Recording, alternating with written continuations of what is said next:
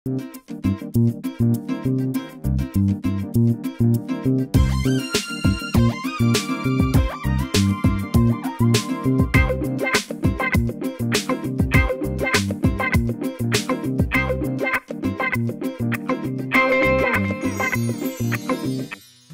दिन अस्सलाम वालेकुम। आज 42 के साथ आपकी मेज़बान ज़ोया मलिक। बात करें अगर हम पाकिस्तान की म्यूज़िक इंडस्ट्री की तो ये बहुत ही वसी है। पाकिस्तान की म्यूज़िक इंडस्ट्री के जितने गुलकार हैं उन्होंने पूरी दुनिया में पाकिस्तान का नाम रोशन किया है। हमारे आज के शो के जो मेहमान हैं वो इस इंडस्ट्री का एक बहुत ही मोतबर, एक बहुत ही बड़ा नाम है। इनके तख्लीक किए हुए गाने आज भी पूरी दुनिया में इनके मद्दाहों के दिलों में जिंदा हैं। तो हम बात कर रहे हैं जनाब जवाद अहमद साहब की, जिनके घर के बाहर मैं इस वक्त मौजूद हूँ और अपने घर में वो हमारा इंतज़ार कर रहे हैं। मैं और मेरे दोस्त आज का पूरा दिन उनके साथ गुजारने वाले हैं और जानने वाले हैं उनकी शख्सियत को। आइए मेरे साथ। अस्सलाम वालेकुम। वालेकुम अस्सलाम। आइए आइए प्लीज। कैसे हैं आप? बिल्कुल ठीक ठाक, बहुत शुक्रिया।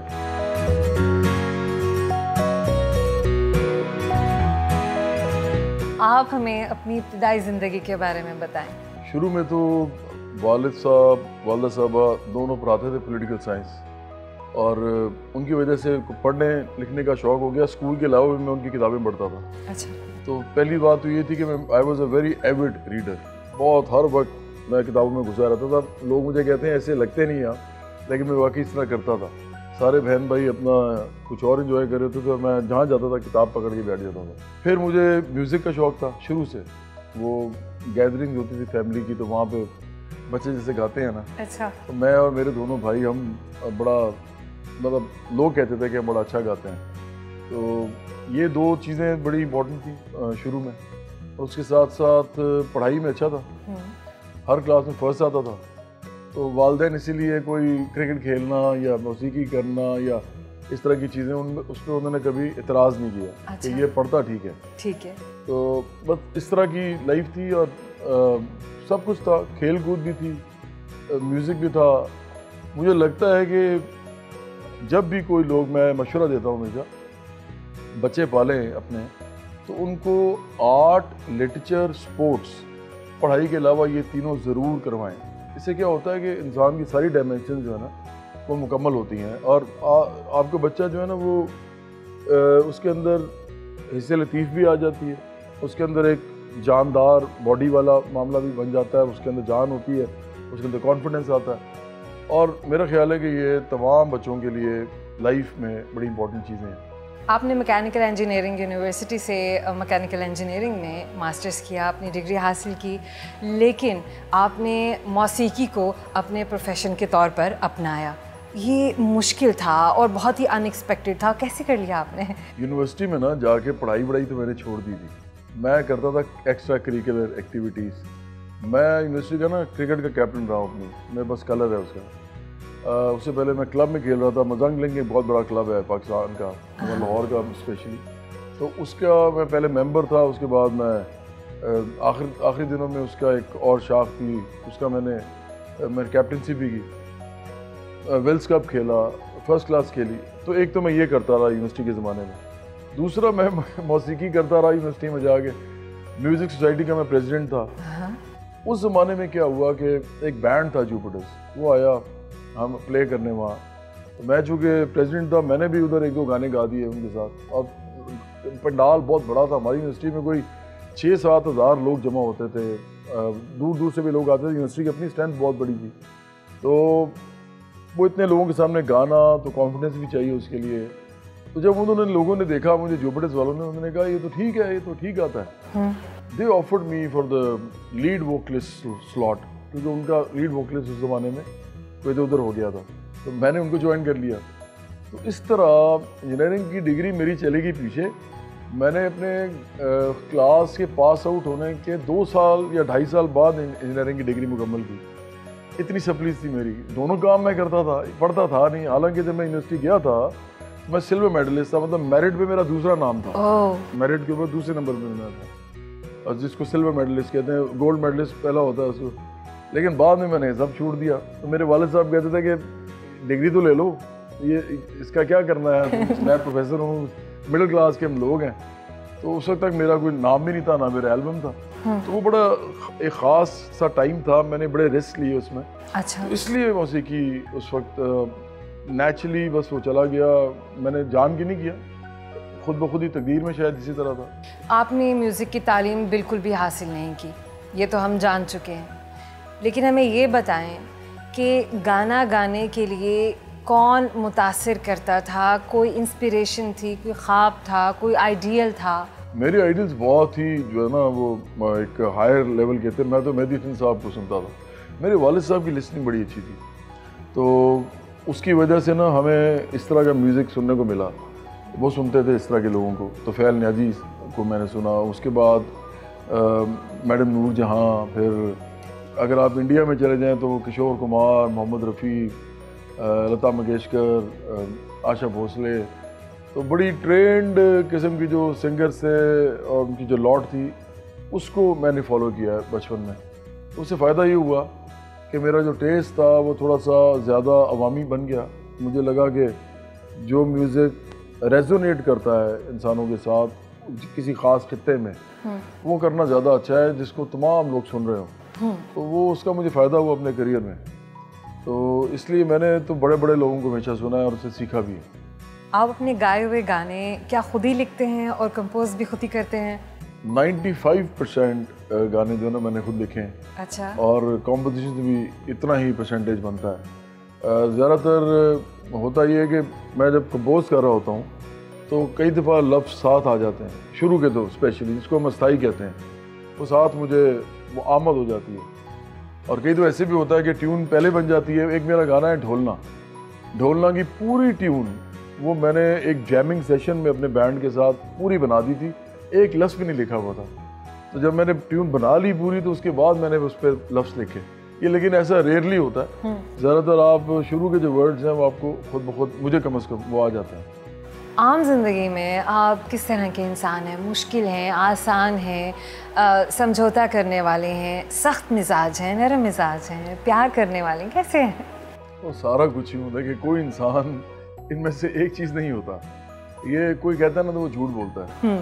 इंसान अपनी ज़िंदगी के हालात, अपने जहाँ पे वो रहते हैं उसकी माहौल, और तीसरा अपने मूड्स, इनके ऊपर डिपेंडेंट होता है इंसान काफ़ी हद तक। और जो इस डिपेंडेंसी से जितना निकल जाए उतना ही वो बेहतर इंसान होता है। तो कोशिश सारे करते हैं, लेकिन कभी कभी इंसानों पे ऐसे वो तारी हो जाते हैं, वो मूड, कहते हैं ना एक इंसान एक सोशल जानवर है, मतलब सोशल एनिमल है, तो वो ये हो नहीं सकता कि आप चीज़ों से अफेक्ट ना हो। तो मैं आम तौर पे लेकिन कोशिश करता हूँ कि मैं गुस्से पे काबू रखूँ अपने, और मैं कोशिश करता हूँ कि अगर मेरी गलती कोई है तो मैं उसको मान लूँ, और जो भी ज़िंदगी में लोगों के साथ कुछ हो गया गलत तो उसकी माफ़ी भी मांग लूँ और उसे दोबारा दोहराऊँ ना। तो मेरा ख्याल है ये सबको करना चाहिए, मैं भी थोड़ा बहुत करता हूँ। आपको ज़िंदगी में किस शख्सियत ने सबसे ज़्यादा मुतासिर किया है? देखिए, अंबिया अलैहिस्सलाम के बाद ना मुझे कार्ल मार्क्स ने सबसे ज़्यादा मुतासिर किया है। मैं देखा तो नहीं उस आदमी को कभी, लेकिन किताबें जब उसकी पढ़ी हैं। फिर उसके बाद जिसने रशियन रेवोल्यूशन किया था, व्लादिमीर इलिच लेनिन उसको कहते हैं, मेरा ख्याल है कि उसका बहुत बड़ा कंट्रीब्यूशन है हिस्ट्री के अंदर। उसने पहली दफ़ा मेहनत कशों की एक रियासत जो है उसको बनाया था, और लोगों के साथ मिल के, ऑफकोर्स बोल्शेविक पार्टी के साथ। लेकिन उसने पूरी दुनिया को एक चीज़ नहीं दिखाई कि ये जो बड़े बड़े ताकतवर और दौलतमंद लोग होते हैं, इंडिविजुअल्स होते हैं, सिर्फ यही नहीं कोई रियासत चलाते, हम लोग खुद आम लोग अपने हाथों से रियासत चला सकते हैं। और अगर आप आज भी देखें तो दुनिया में जितनी भी बड़ी पार्टीज़ हैं जो कि बाएं बाजू की पार्टीज़ हैं, जो आम लोगों की बात करती हैं, जैसे इंग्लैंड में लेबर पार्टी है, या अभी इंडिया में एक आम आदमी पार्टी बनी है, तो इन सब ने जो इंस्पिरेशन ली है वो इन्हीं दोनों से ली है। और भी लोग थे लेकिन मैं इन दोनों का स्पेशली नाम ले रहा हूँ। तो हम भी जो बराबरी पार्टी की बात करते हैं, हम समझते हैं कि इंसानों को बहुत हायर एक सोच के साथ सोसाइटी को रिफॉर्म करने की कोशिश करनी चाहिए। वो छोटी मोटी चीज़ों से नहीं होती, आपको बड़े कॉन्सेप्ट्स को देखना पड़ता है। तो पाकिस्तान में तो वैसे ही किसी को पता ही नहीं है कि तमाम इंसान बराबर होते हैं। लोग गुलाम टाइप ज़हनियत है इनकी, ये हर अमीर आदमी को सलाम करते हैं, हर ताकतवर के सामने झुक जाते हैं और ताकतवरों के लिए आपस में लड़ते हैं, चाहे वो फेसबुक हो चाहे वो ट्विटर हो। उनको ये नहीं पता कि ज़्यादा जान हमारे अंदर है, हम हैं जो इस मुल्क का मैशत का पहिया चलाते हैं, हम लोग हैं जिनसे ये मुल्क चलता है, उनको मालूम ही नहीं है। तो हमारी पार्टी करना भी ये चाहती है कि लोगों को ऑर्गेनाइज करे और उनको बताए कि तुम लोग ही असल ताकत हो और तुम लोग बहुत बहादुर और दलेर हो। अपनी ग़ुलामी से अगर ज़हनी से बाहर आओगे तो ये मुल्क तुम अपने हाथ से चला सकोगे। आपका गाना अल्लाह मेरे दिल के अंदर, बहुत खूबसूरत गाना। इस गाने ने जितनी शोहरत कमाई मैं समझती हूँ उस दौर में शायद कोई गाना ऐसा हो जो इसके बराबर या आसपास ठहरता हो। पूरी दुनिया में अपने मदाह पैदा किए, आपके मदाह पैदा किए, लोगों के दिलों में आज भी ये गाना ज़िंदा है। इसकी तख्लीक कैसे हुई, क्या ख़याल आया, किसने इसको कंपोज़ किया, किसने लिखा, ये सब कुछ इस गाने के बारे में आप हमें बताएं।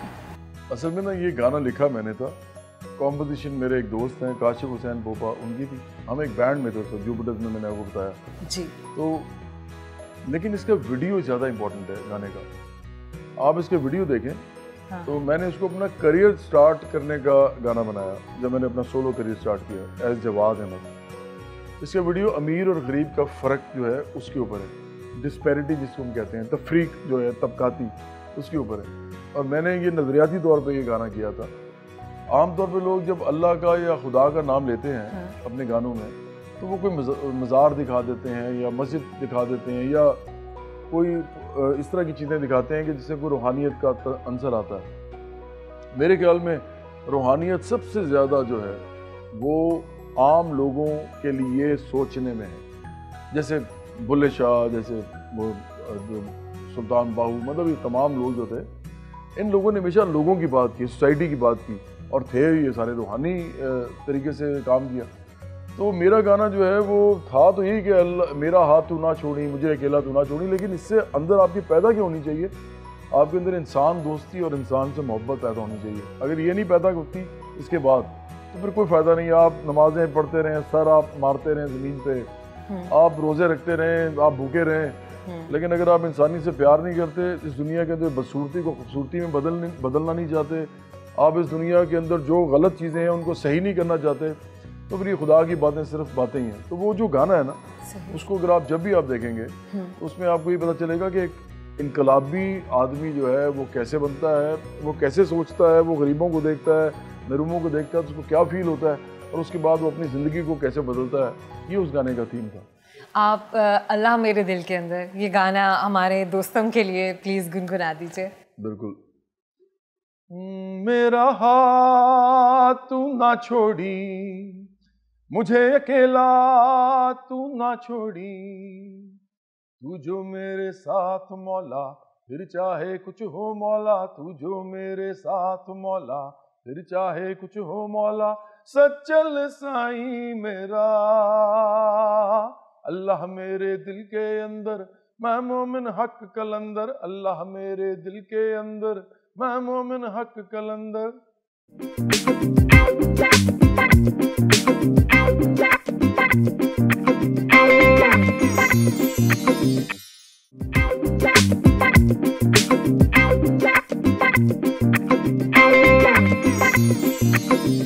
हुकूमत पाकिस्तान की तरफ से पोलियो मुहिम का यूनिसेफ में आपको 2002 में एम्बेसडर बनाया गया था। अपने इस एक्सपीरियंस के बारे में आप हमें बताएं। असल में ना ये एक ऑनररी पोजीशन होती है। उस ज़माने में हज़ारों केसेस थे पोलियो के, हज़ारों।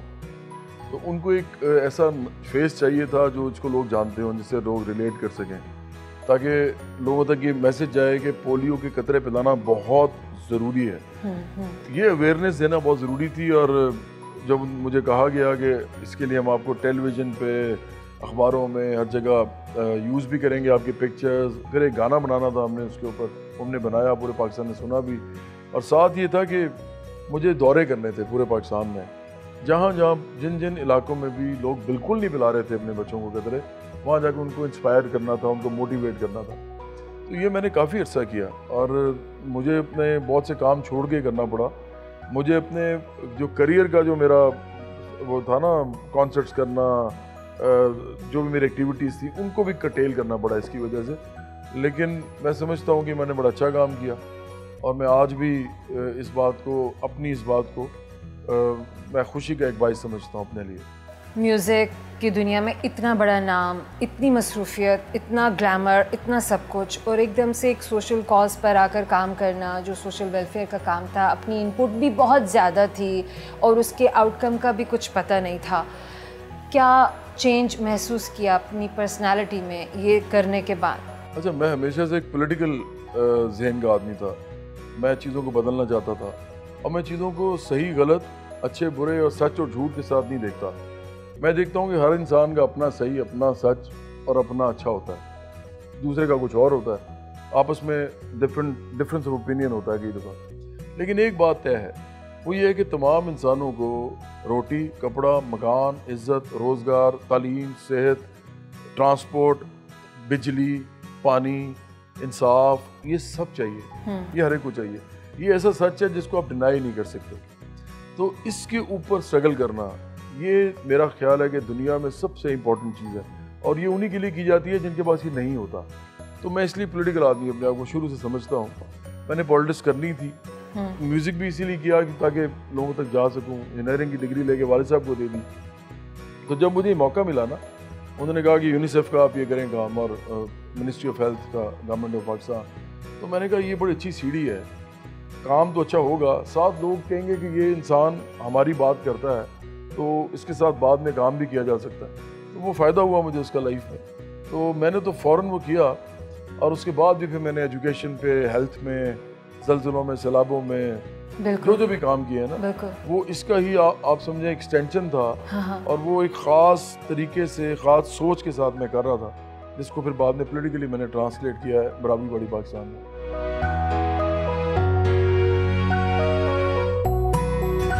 घर पर खाना खाया।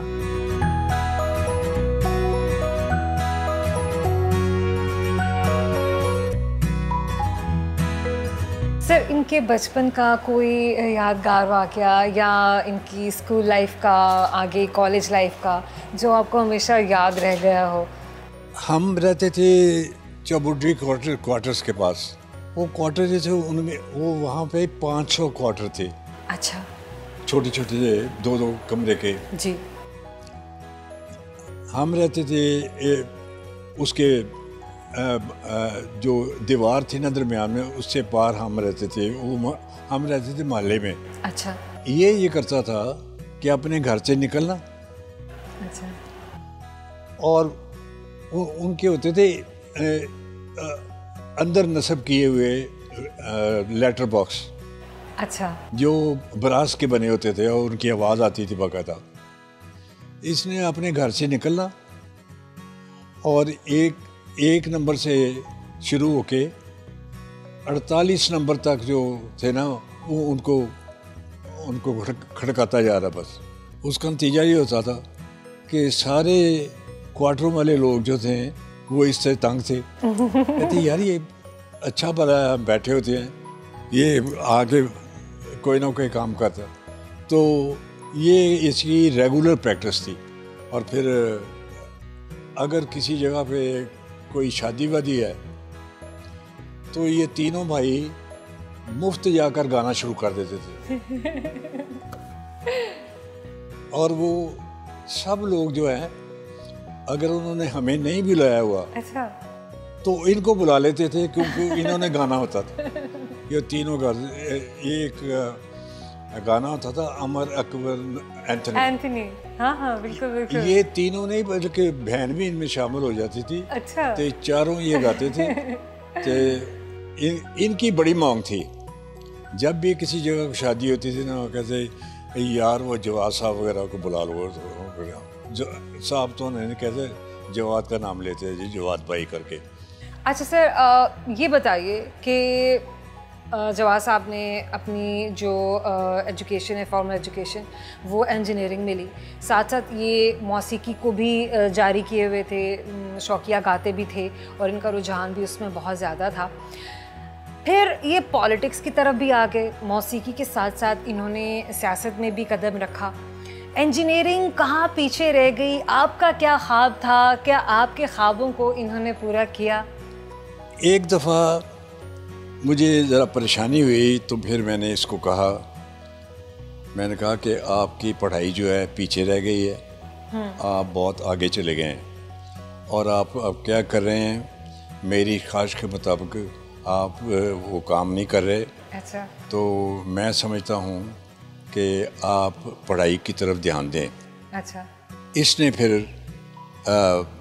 ये मुझे कहा कि मेरे 2-4 पर्चे रहते हैं, मैं वो मुकम्मल कर लूँगा तो मेरी इंजीनियरिंग मुकम्मल हो जाएगी। और फिर इसने बड़ी कोशिश करके ना तो अपनी इंजीनियरिंग की डिग्री हासिल कर ली।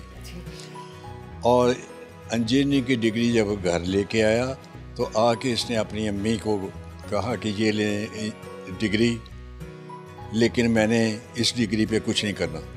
अच्छा। हाँ, उसी दौरान इसने गाना शुरू कर दिया था। ठीक है। म्यूज़िक में चला गया। ठीक है। म्यूज़िक में इसका काफ़ी नाम था। मेरा ख्याल उस ज़माने में 2-1 आदमी थे जो पॉप सिंगिंग में आते थे। बिल्कुल ऐसी बात तो ये उनमें से एक था। बिल्कुल। तो उसने वो काम करना शुरू कर दिया। फिर ये हुआ कि जवाद शुरू से गरीब आदमी के हक में है और गुर्बत के ख़िलाफ़ है। ये गुर्बत को, इसके पोस्टर लगे होते हैं, गुर्बत को फांसी दें। बिल्कुल जी। बिल्कुल। तो इस तरह के बात, ये इसके ज़हन में ये बात आई कि मुझे गरीब आदमी के लिए कुछ काम करना चाहिए। पहले इसने सोशल वर्क शुरू कर दिया, फिर इसने स्कूल बना दिए।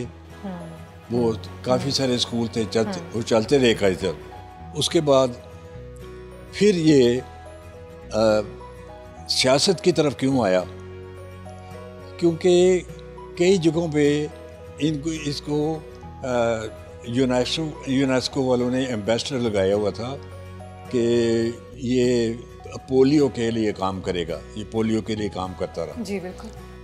तो फिर आहिस्ता आहिस्ता ये ड्रिफ्ट करता हुआ ना होता। फिर मैंने इसको पूछा, मैंने कहा यार करना क्या चाहते हो? कहते हैं अबू जी बात ये है कि मैंने सियासत में काम करना है, लेकिन सियासत में काम तब करूँगा जब मेरा कोई नाम भी होगा। मैं म्यूज़िक में नाम पैदा करूँगा और उसके बाद मैं सियासत में हिस्सा लूँगा, क्योंकि मैंने अल्टीमेटली मेरा गोल जो है वो सियासत है और अब भी इसका जो गोल है ना वही है। तो मैंने कहा ठीक है।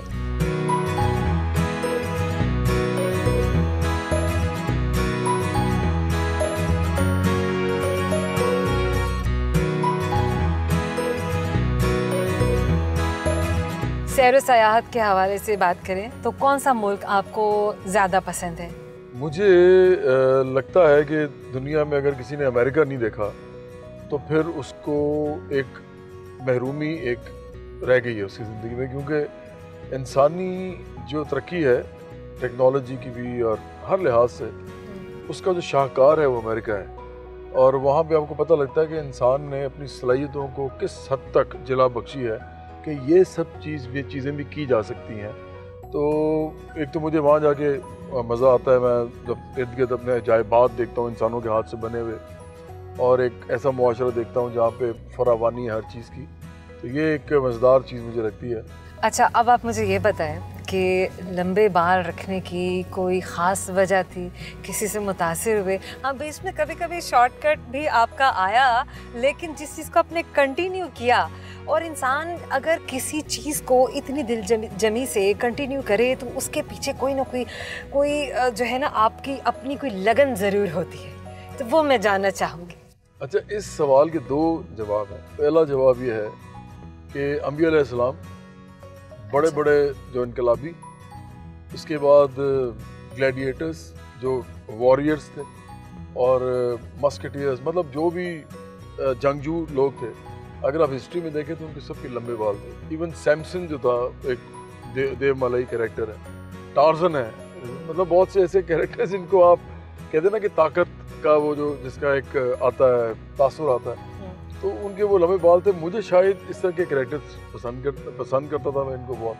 तो एक तो ये वजह है। दूसरी वजह ये है कि जब मैंने बाल मेरे लंबे हुए और मैंने नहीं कटवाए और मुझे अच्छे लगे, तो लोगों ने भी कहा कि आपको बुरे नहीं लगते, ठीक लगते हैं आपको।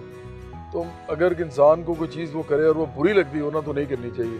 तो लोगों ने कहा ठीक लगती है, तो वो दोनों चीज़ें जो है उसकी वजह बन गई। और मुझे लगता है कि इस वजह से मैं बाल जो है मेरे लंबे, और मुझे कभी इसका एहसास नहीं हुआ कि कोई अजीब बात है।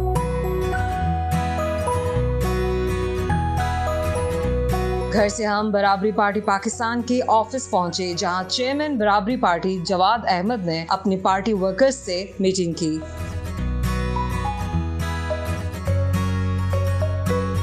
आप ये बताएं कि आपने बराबरी पार्टी की बुनियाद कब रखी, कैसे रखी, और ये नाम किस तरीके से आपने सजेस्ट किया पार्टी का? अच्छा, पार्टी का जो रजिस्ट्रेशन का प्रोसेस था वो तो चल रहा था, लेकिन 2018 में हमने पार्टी बनाई। और 2018 के इलेक्शन जो हुए उसके अंदर मैंने इमरान खान, बिलावल भुट्टो जरदारी और शहबाज शरीफ के सामने इलेक्शन लड़ा। बराबरी का नाम इसलिए रखा क्योंकि मैं इसी में बिलीव करता हूँ। मैं बार बार जैसे आपको कहता हूँ कि चाहे आप बड़े बड़े मजहबी फिगर्स देख लें, अम्बिया अलैहिस्सलाम देख लें, रसूल सल्लम का आखिरी खुतबा देख लें, उन्होंने इंसानी बराबरी की वहाँ पे बात की है कि किसी गोरे को काले पर, काले को गोरे पर कोई फौकियत हासिल नहीं। इसके अलावा भी अरबी को अजमी पर, अजमी को अरबी पर। उसके अलावा मैं समझता हूँ कि इंसानों को बुनियादी ज़रूरियात उनकी जो हैं वो देना जो है वो रियासत का फ़र्ज़ है। और हम ये इसीलिए कहते हैं, आप यहाँ पे अगर देखें तो लिखा हुआ है कि खाना, कपड़ा, घर, तहफ़्फ़ुज़, तालीम, सेहत, रोज़गार, बिजली, पानी, ट्रांसपोर्ट, इंसाफ, रियासत इनकी ज़िम्मेदार।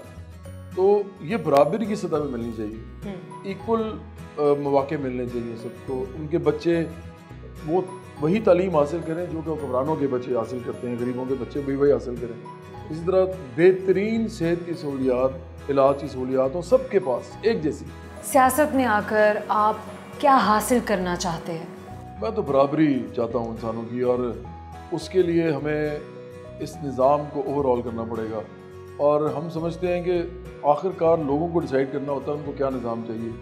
पाकिस्तान में सिर्फ वोट लिया जाता है, लेकिन लोगों की पार्टिसिपेशन नहीं होती प्रोसेस में सियासी। जैसे यहाँ पे जो 99% लोग हैं उनके नुमाइंदे ही नहीं हैं पार्लियामेंट में। होना तो ये चाहिए कि अगर 99% गरीब लोग हैं या मिडिल क्लास के और गरीब और मेहनत कश लोग हैं तो उनके 99% ही उनमें से पार्लियामेंट में भी 99% बैठे हों, और वो जो 1% अमीर हैं या दौलतमंद हैं, ताकतवर हैं, उनके भी 1% सिर्फ वहाँ बैठे हों, ताकि रिप्रेजेंट तो करें ना अपने तबके को। यहाँ क्या होता है कि 1% तबका सारी आवाम को रिप्रेजेंट कर रहा होता है। एक सरमायादार, जागीरदार, माफिया, कोई सरदार कबीले का, कोई सियासी पीर, और या फिर ऐसे लोग जो कि खुद जो हैं वो बहुत दौलतमंद लोग हों, तो वो कैसे रिप्रेजेंट करेंगे ये इन लोगों को कि जो कि रोज़ सुबह निकलते हैं और उनकी ज़िंदगी की गाड़ी फिर भी नहीं चलती, तो उनको नहीं रिप्रेजेंट कर सकते वो। इसीलिए इस मुल्क में ये हाल है कि उन लोगों के लिए कोई कुछ नहीं करता, ना उनके लिए कानून अच्छे बनते हैं, और अगर बनते हैं तो इम्प्लीमेंट नहीं होते। जब तक आम लोगों की रसाई नहीं होगी पार्लियामेंट में और उनकी प्रोपोर्शनेटली रसाई नहीं होगी, मुल्क और निज़ाम बदलेगा नहीं। और बराबरी वाली पाकिस्तान यही कहती है कि आम लोगों को पार्टिसिपेट करवाएं पॉलिटिक्स में, उनको लीडरशिप दें, वही अपने तबके को रिप्रेजेंट करें अगले मरले पे वही ट्रांसपेरेंसी करें निज़ाम की, क्योंकि वो हैं जो निज़ाम चला रहे हैं। ट्रांसपेरेंसी भी उन्हीं की देखी जाएगी, उन्हीं के हाथ से होगी। और चौथी, अकाउंटेबिलिटी भी वही करें। तो डेमोक्रेसी के जो 4 इंपॉर्टेंट कंपोनेंट्स हैं, पार्टिसिपेशन, रिप्रेजेंटेशन और ट्रांसपेरेंसी और अकाउंटेबिलिटी, ये हम लोगों के हाथ में ही नहीं है। ये जिन लोगों के हाथ में है वो आपस में ही ये मेल मिलाप करके अपने मामले तय कर लेते हैं, चाहे अदालतों में करें, आप देख रहे हैं आजकल क्या हो रहा है, चाहे वो पार्लियामेंट में करें, चाहे वो टीवी पे आके करें, लेकिन वही आपस में लड़ा के पार्टियां बदल के वही लोग हमारे पे विराजमान रहते हैं। आम लोगों की रसाई नहीं है। बराबरी पार्टी पाकिस्तान इसको बदलना चाहती है और आम लोगों को पाकिस्तान में सियासी अमल में दाखिल करके उसके बाद पार्लियामेंट में लेके जाना चाहती है।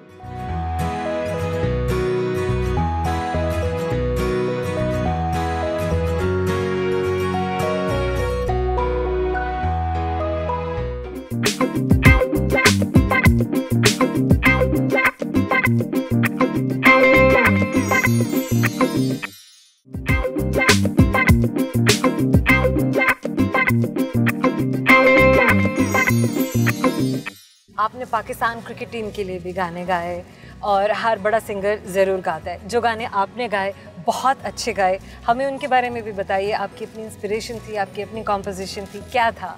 अच्छा, मेरे ना 3 गाने ऐसे हैं जो लोग कहते हैं कि अगर ये 3 चीज़ें होंगी तो इसके गाना ज़रूर वहाँ पे होगा, और ये मुझे बड़ा अच्छा लगता है। अगर कोई यहाँ शादी होती है पाकिस्तान में या पाकिस्तान से बाहर पाकिस्तानियों की, इवन इंडियंस के शादियों भी होता है, तो मेरा एक गाना है मेहंदी, वो हर सूरत में वहाँ चलेगा, लोगों को पता है। दूसरा मेरा एक गाना जो है जिसकी आपने भी बात की, तुम जीतो या हारो सुनो हमें तुमसे प्यार है, वो पाकिस्तान में मैच हो रहा है अगर, तो वो चलना ही चलना है। इवन अगर हार जाएगा पाकिस्तान तो ये उसको सपोर्ट देगा, और लोग बहुत प्यार से भी लिखते हैं कि कोई फर्क नहीं पड़ता, कोई मसला नहीं, अगला टाइम आएगा, एक और मौका आएगा। तीसरा मेरा गाना जो है वो दोस्ती है, ये रहे ना रहे ये जीवन कभी, वो पाकिस्तान के लिए। और तो वो लोग कहते हैं कि जी अगर पाकिस्तान की बात होती है तो ये गाना ज़रूर आएगा। तो मुझे लगता है कि ये मैंने एक अच्छा काम किया है कि ओकेजन्स के हिसाब से मेरे कुछ गाने हैं जो पाकिस्तानी कौम के साथ जुड़े रहेंगे, मैं हूँ ना हूँ, लेकिन लोग मुझे गानों से याद रखेंगे।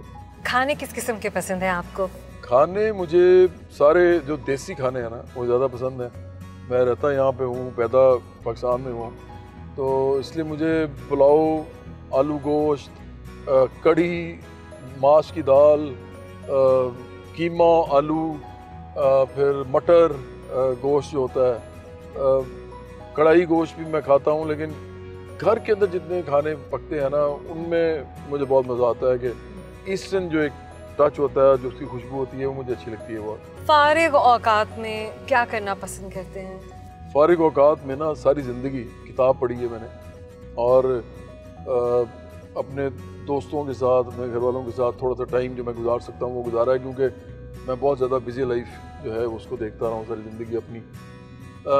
रिसेंटली एक चीज़ मैंने लेकिन वो किया है, वो ये कि मैं बहुत जो अच्छी मुझे फिल्म्स पता लगती हैं, मूवीज़ जिसको कहते हैं, कि जिसमें मुझे लगे कि कोई ज़बरदस्त चीज़ है, सीखा जा सकता है कुछ, या कोई सोशल, कोई पॉलिटिकल उसके अंदर कोई एंगल है, तो वो भी मैं देखता हूँ, उससे भी मैं एंटरटेन होता हूँ।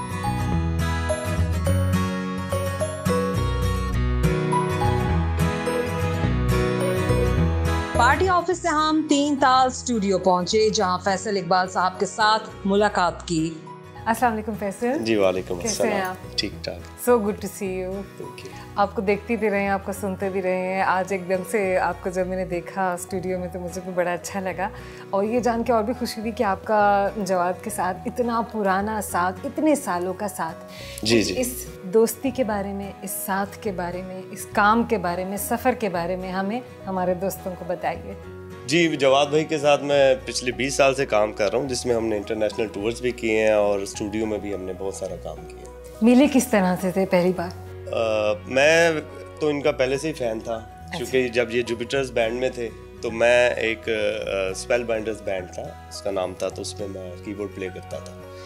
तो मैं फिर एक दोस्त के साथ जवाद भाई के घर गया तो बड़ा अच्छा लगा, इन्होंने मुझे बड़ा अच्छा ट्रीट किया वहाँ पे, और इन्होंने मुझे अच्छा लगा। मैं फिर इनके घर 2-3 बार फिर गया हूँ। अच्छा। तो इन्होंने मुझे कहा कि, मैंने कहा जवाद भाई मैं आपके साथ काम करना चाहता हूँ। हाँ। हालांकि मुझसे पहले बड़े सीनियर लोग थे वहाँ पे और बड़े अच्छे प्लेयर्स थे, लेकिन उन्होंने कहा कोई बात नहीं, ये मेरे साथ काम करेगा। कभी बाहर भी सफ़र किया होगा और बहुत बार किया होगा। जी जी। कभी किसी बाहर के सफ़र में, कहीं किसी कॉन्सर्ट में कोई ऐसा वाक़या जो आपको याद रह गया हो? मुझे एक ही इनका वाक़या पाकिस्तान में भी और बाहर भी, वो है इनकी सादगी। कभी भी हम कहीं पे भी गए हैं, बहुत, मैंने एज अ प्रमोटर भी काम किया है अमेरिका में, शोज़ वगैरह अरेंज करते थे। तो बहुत सारे जो और भी सिंगर्स हैं तो उनकी बहुत सारी डिमांड्स होती थी कि जी फर्स्ट क्लास में जाना है और हमें VIP रूम्स चाहिए। जवाद भाई में ऐसी कोई बात नहीं मैंने देखी। एज ए प्रमोटर जो मैंने देखा है कि अगर हम कहीं शो पे गए हैं तो अगर हमारे पास एक रूम भी है तो जवाद भाई बेशक वो नीचे कारपेट पे लेट जाते थे, हमें बेड पे लेटा देते थे। ये इनकी सादगी, और ये मुझे जो है वो सारी ज़िंदगी नहीं भूलेगी। क्या बात है। अच्छा, जब इस पियानो पे आपकी उंगलियां चल रही होती हैं और यहाँ से साज बज रहे होते हैं, निकल रहे होते हैं, और जवाद की आवाज़ होती है, तो वो जो एक समा सा बनता है और सब उसमें इंडल्ज हो जाते हैं, कुछ हम भी उस चीज़ को एक्सपीरियंस करना चाहेंगे और हमारे दोस्त भी। जी, हम प्ले करते हैं सॉन्ग प्लीज़। मेरे दिल की रानी तुम, मेरी खुशियों का मौसम, मेरे ख्वाबों की ताबीर, मेरे सपनों की तस्वीर, बिन तेरे कैसी यार, वो जीत हो या हार, तेरे संग है सब कुछ, तू ना हो तो बेकार, बिन तेरे क्या है जीना, बिन तेरे क्या है जीना।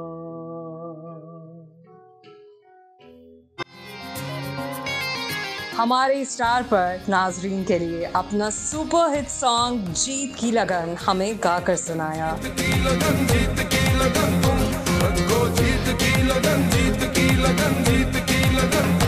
हौसलों पे ना शिकन आए, हिम्मतों में ना थकन आए, हौसलों पे ना शिकन आए, हिम्मतों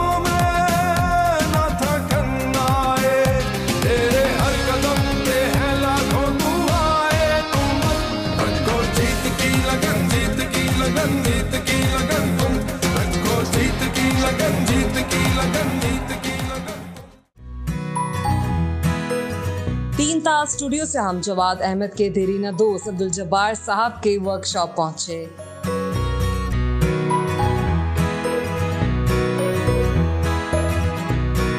जब्बार साहब, आपसे मैं पहली बार मिल रही हूँ और जवाद साहब के आप बहुत पुराने दोस्त हैं। इन्होंने जो आपके बारे में हमें बताया है, मैं आपसे जानना चाहूँगी कि आपकी इनकी दोस्ती कितनी पुरानी है और किस तरह से हुई? जवाद भाई की दोस्ती मेरी 91 से है जी। जवाद भाई जुपिटर में जब नए आए थे तो मेरा घर था मजंग चुंगी पे, जहाँ मेट्रो का स्टेशन बन गया। तो ये सब बैंड के लोग, जो जितने बैंड के लड़के थे ना, रात को आते थे वहाँ पर। अच्छा। तो हम लोग ना बड़े शरारतें करते थे वहाँ पर ना।